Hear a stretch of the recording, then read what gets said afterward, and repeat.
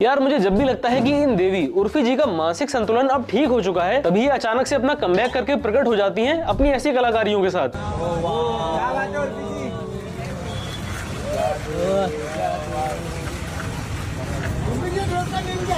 ये मैंने नहीं बनाई है, ये एक डिजाइनर है। किसने बनाई है ये ड्रेस?